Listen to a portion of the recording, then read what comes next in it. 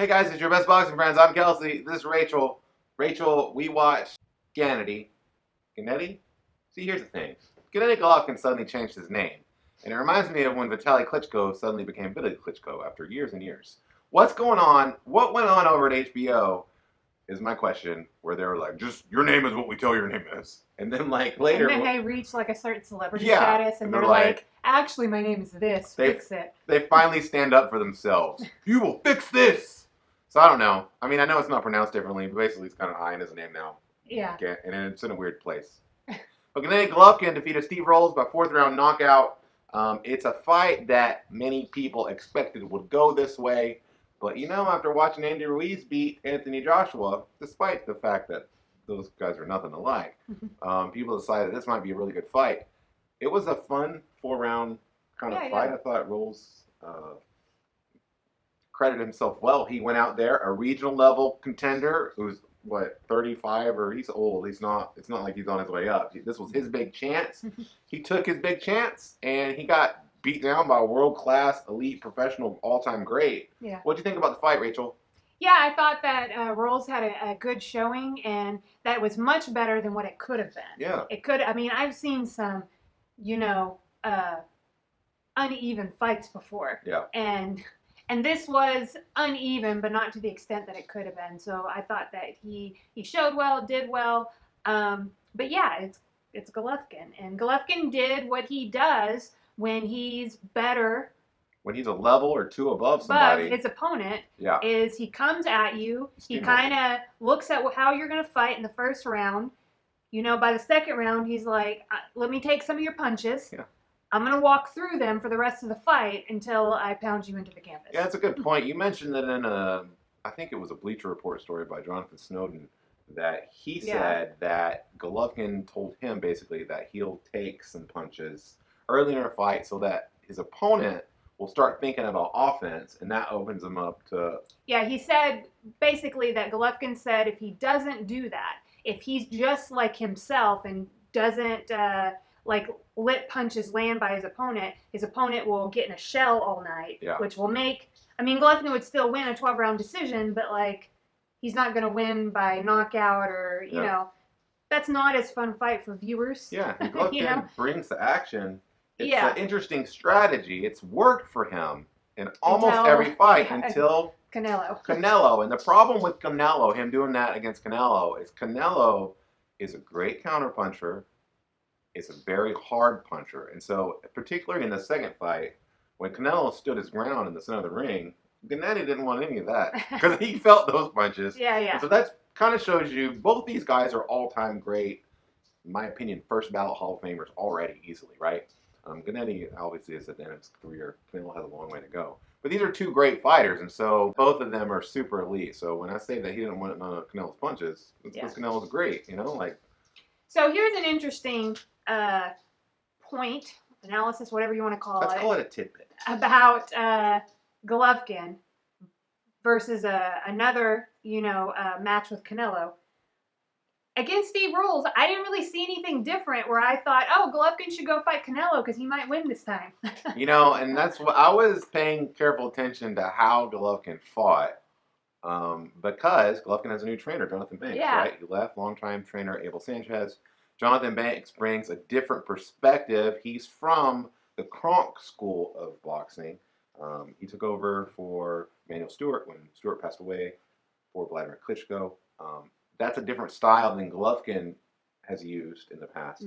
Golovkin has a great, all-time great jab. And so you could see how maybe, make him a little more. But no, this was Golovkin doing what Golovkin does, which is moving forward, eating punches, and just steamrolling people.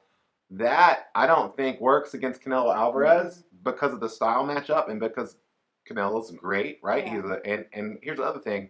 Gennadiy's older now. He keeps getting older, so I don't expect... I feel like for that tactic to work, it worked best in the first fight, worked a little less in the second fight, right?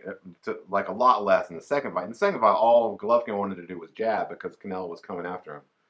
I don't see how that can work in the third fight. For me, I wanted to see him look a little differently as far as tactics go. Maybe use the jab more. Maybe the fight goes on a little longer. That being said, you can't teach an old dog new tricks, they say. And it's really hard for a fighter to do that kind of thing. He's been so successful with what he does that he's not. I don't know. He's not going to change. I think it would be really difficult at this age to change that much unless you. I mean, you can. I think that it's possible, but you'd have to be like 100% all in and open to letting somebody mold you in the way they want to mold you. And after reading Andy Lee's book, he really talked about how he fought, and then when he went over with Emmanuel, it changed a lot. And then he went with Adam Booth.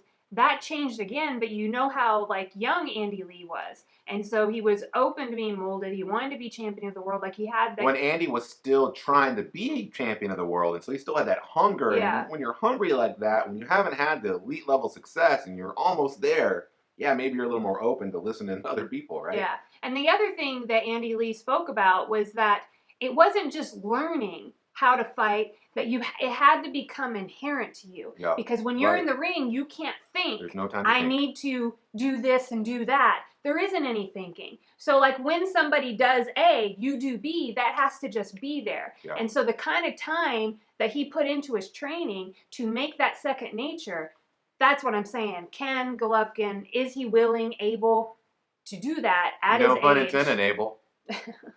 Yeah, I don't think he is. I don't think maybe he has the time even to do it.